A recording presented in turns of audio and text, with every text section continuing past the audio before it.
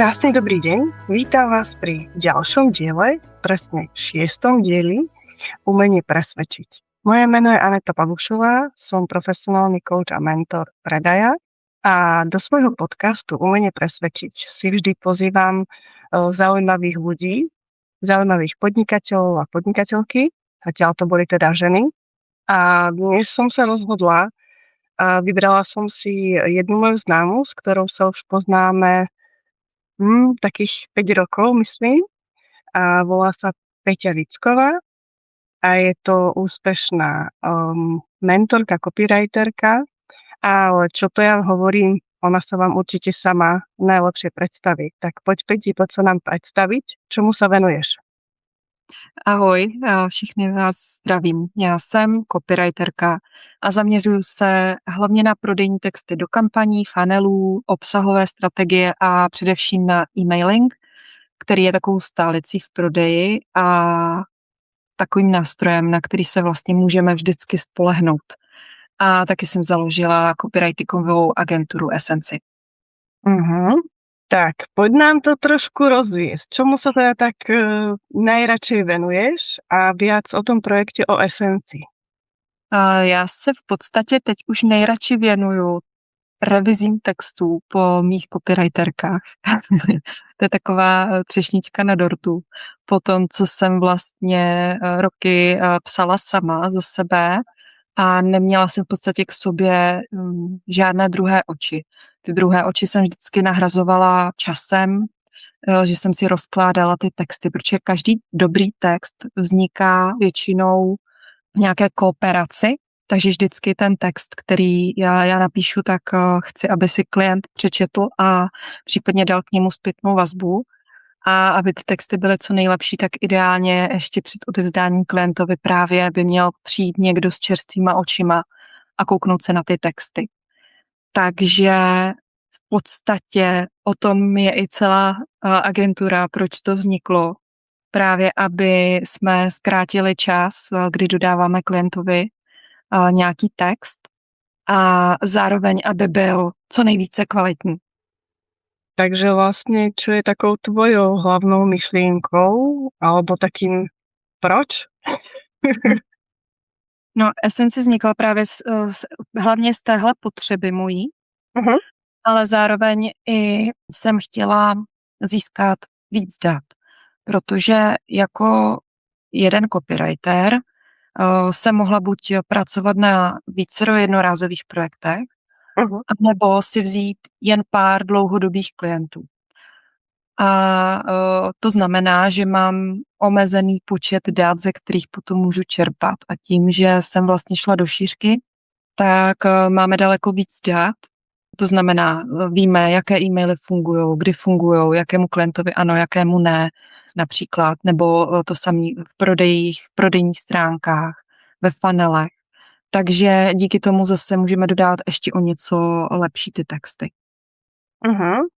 A když bych si šla blíž k sobě, tak jaké je tvoje proč, takové to vnitřní? Ty chceš jít hodně hluboko. Já myslím, že úplný největší zárodek tam byl, že už na to všechno nechci být sama. Protože podnikání dokáže být velmi osamělá činnost a vlastně neste zodpovědnost úplně za všechno, za každou maličkost. A každý den děláte spousty rozhodnutí a to si myslím, že je na tom celým nejvíc vyčerpávající.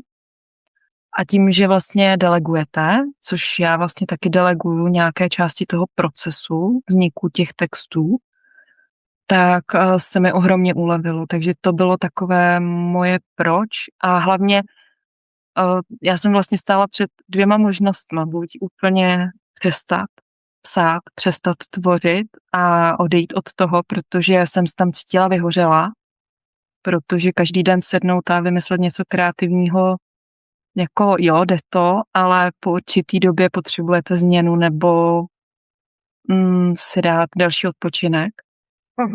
A tímhle způsobem vlastně jednak jsem mohla přidávat dál ty své zkušenosti, které jsem nazbírala a hlavně neopustit ty moje klienty, kteří mi věřili a kteří se mnou byli třeba od od nějakých začátků. Uh-huh.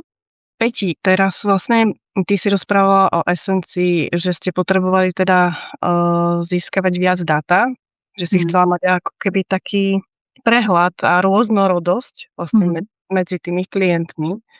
A na trhu sa vlastne pohybuje niekoľko takýchto agentúr. Tak čím je tá tvoja Essencii špecifická? My se zaměřujeme hlavně na dlouhodobý spolupráce.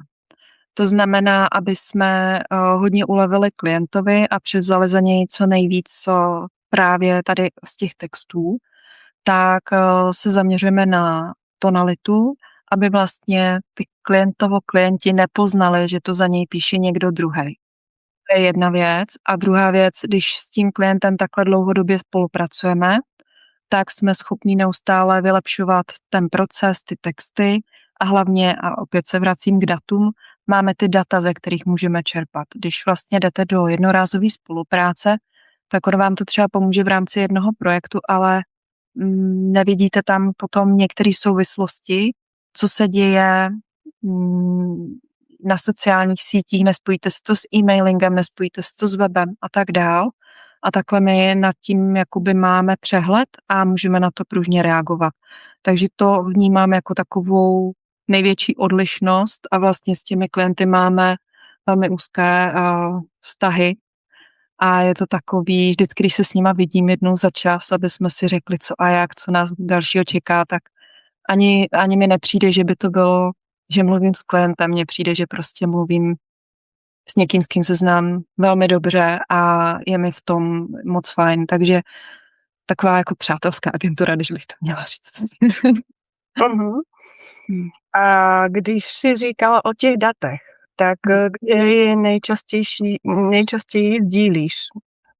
Pokud je sdílíš i takhle veřejně s někým, třeba s nějakými potenciálními zákazníky nebo podobně?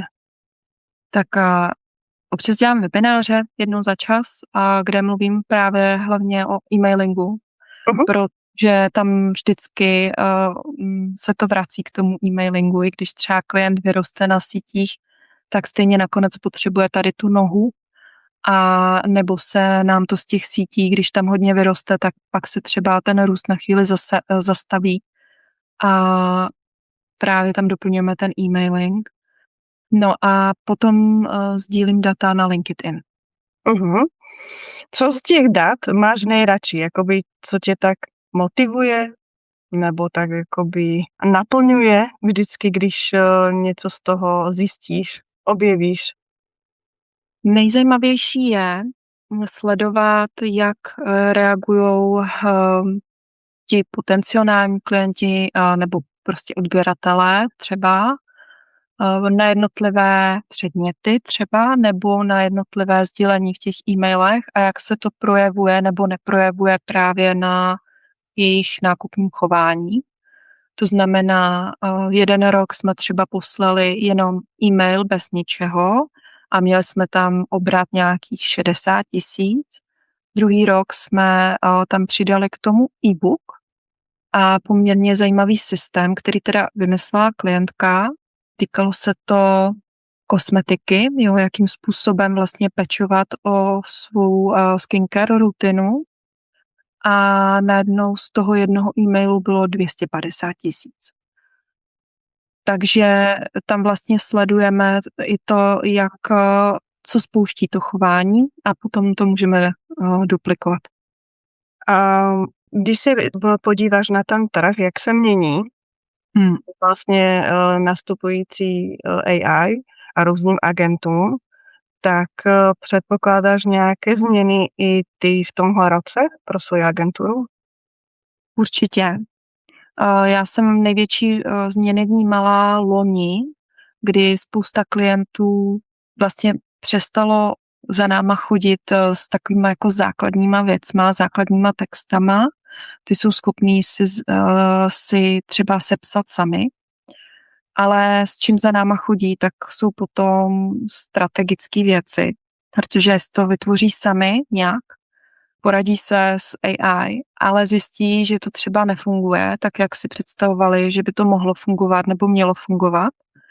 Takže potom vlastně za náma přijdou a my hledáme, kde to vlastně nefunguje a potom to upravujeme a přepisujeme. Zpravidla to bývá o tom, že klient úplně odešel od své tonality, není v tom moc čitelný, protože ty texty, jak jsou generované od AI a nemá to přizpůsobené, tak nepůsobí úplně přesvědčivě, a nebo právě neví, jak určité prvky v těch textech používat, kdy je přesně používá, protože prodejní text je hodně o správném načasování. To znamená, já musím vědět, kde je můj zákazník a v jaké je teď fázi. Pokud já to nevím, tak budu tvořit kvanta textů, ale bez výsledku, protože já se nikdy netrefím. A každý prvek nebo i každá textace má svoje místo v tom prodejním procesu, ale někdy to klienti nadužívají, typicky takové ty motivátory, zbývá jeden den do konce, když teď nenakoupíš, o všechno přijdeš. Půlka klientů tohle odmítá a říká, že to vůbec nechce používat, půlka klientů zase říká, jen to tam nacpi všude, jen ať to ví. Ale vlastně ani jeden přístup není v pořádku, my bychom měli vždycky vědět, kde to přesně použít a proč přesně to použít. A takovýchhle příkladů je samozřejmě víc. A to je to, co vlastně teď děláme nejvíc, že kde to přestalo fungovat, ten text.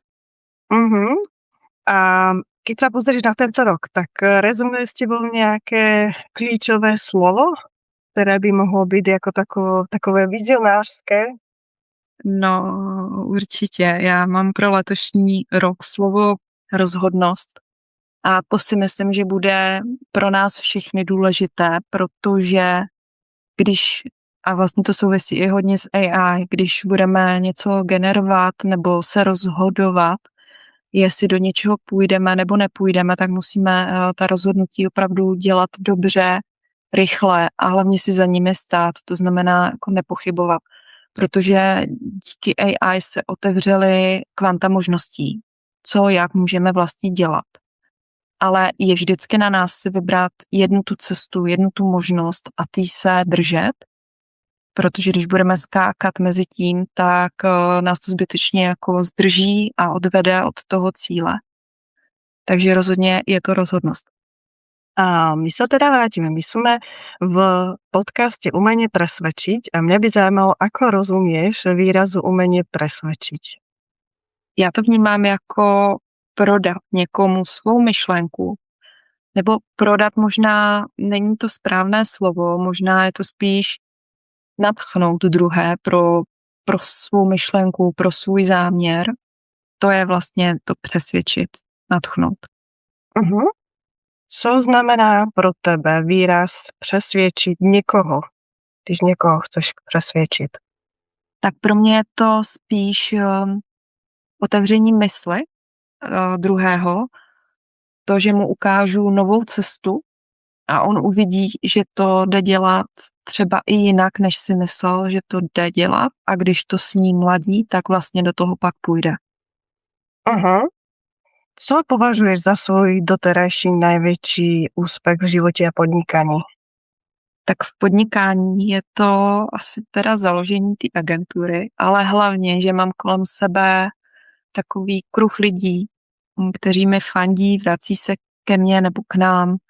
Rádi společně spolupracujeme, ale hlavně vždycky je to vzájemně obohacující zkušenost.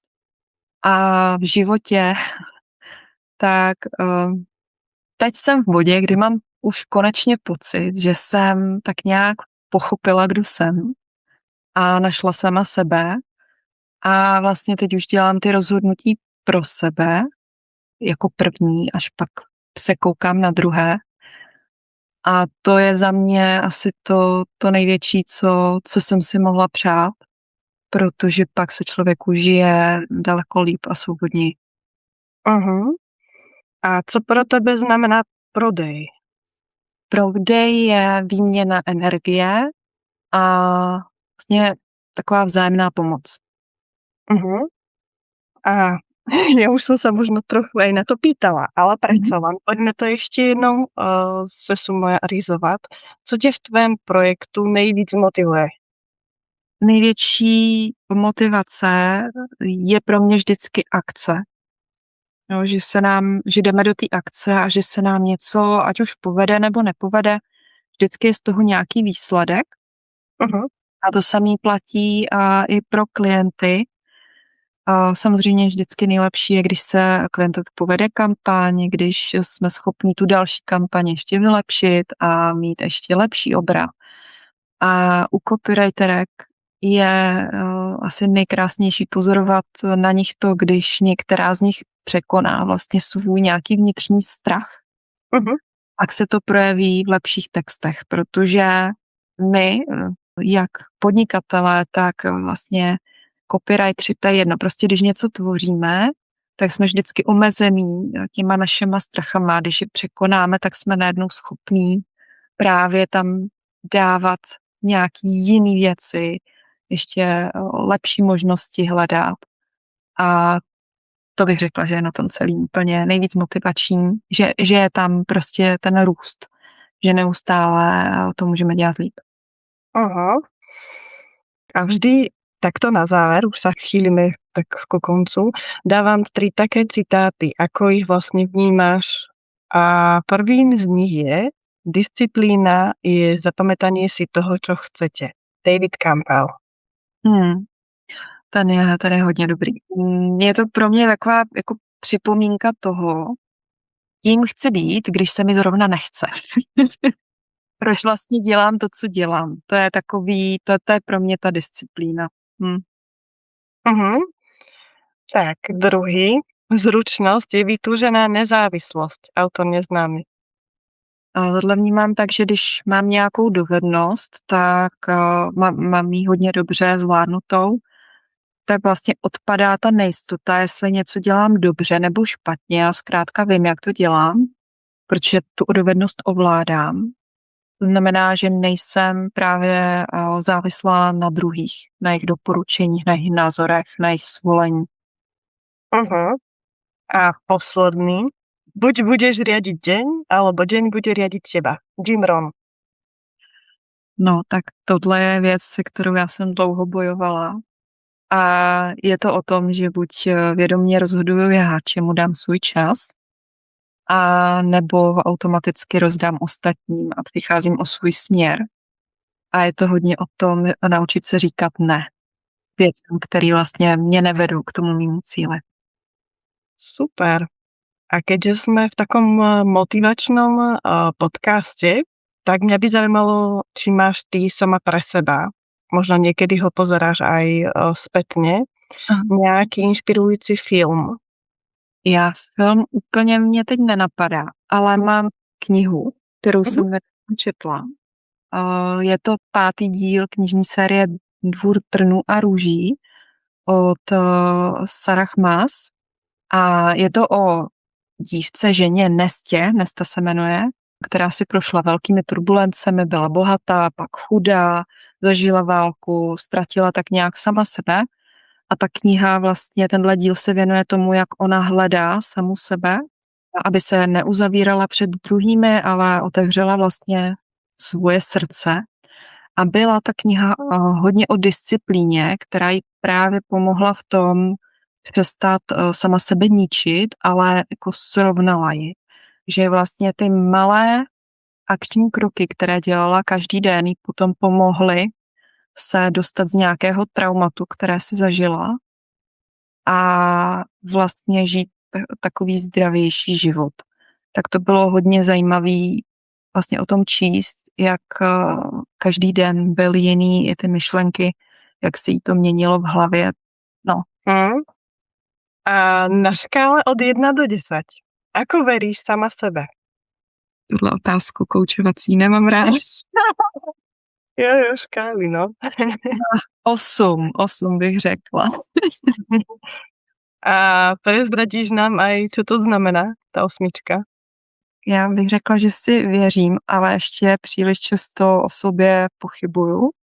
Což je něco, co bych chtěla změnit, jo, že možná až příliš často pochybuju, jestli jsem se rozhodla nebo nerozhodla správně, nebo jestli je to správný směr. A třeba minulý rok byl pro mě hodně o proměně a vlastně pozicování se do role lídra, která vlastně je teď už pro mě přirozená, nebo ona vždycky tak nějak byla, ale jako dítě jsem si ji zamkla, jsem si tam úplně zavřela dveře, protože jsem z toho lekla. A když jsem teď ty dveře vlastně znova otevírala, tak měly tak jako hodně zrezlý panty. Těžce. A teď třeba už v té roli jakoby jsem, ale potřebuju se v ní plně usadit. Takže teď právě je to taková ta 8. Tak, Peti, úspešne si zvládla citátový kvíz. Aj moje náročné otázky. Kam nás pozveš? Já vás pozvu na LinkedIn, kde teď sdílím spoustu tipů, nejenom o tom, jak psát autenticky v dnešní takové AI poblázněné době, ale právě taky publikuju případové studie nebo různý průzkumy a sdílím návody, jak zkrátka psát sám za sebe, psát možná jako ten lídr víc, protože to je to, co dneska vlastně ti klienti chtějí vidět a vědět. Oni chtějí být vedení v tom tématu a to my jim tam jako ti lídři se potřebujeme zprostředkovat. Takže věřím, že se tam třeba vyberete. A co chceš vzkázat našim posluchačům? Napadá ti něco? Co by si vzkázala? Na základě toho, co jsme o čem všem jsme mluvili, nebo co se mnou nejvíc rezonuje, je běžte do akce, když se trošku bojíte, protože vlastně pak se vám až spustí ta motivace. Není to naopak, že nejdřív musím najít motivaci a musí se mi chtít, pak jdu do akce, ale právě ta akce spouští tu motivaci, což mi trvalo taky dlouho, než jsem si to uvědomila. Takže ze začátku to právě možná trošku nepůjde, nebo to bude bolet jako ty zrezlé panty, ale když půjdete do té akce, tak se vám to potom vyplatí. Super. Tak, ja ti veľmi pekne ďakujem za prijatie pozvania, že sme mali taký príjemný rozhovor. Poprajem ti veľa šťastia, nech sa ti darí, hlavne teraz aj v novom roku. Veľa splnených prianí. No a na ty přání opatrně. A zdravia, lebo to je dôležité. Já moc děkuju za pozvání, Anet, a přeju ti také všechno nejlepší do nového roku. Ďakujem. Tak, ahoj.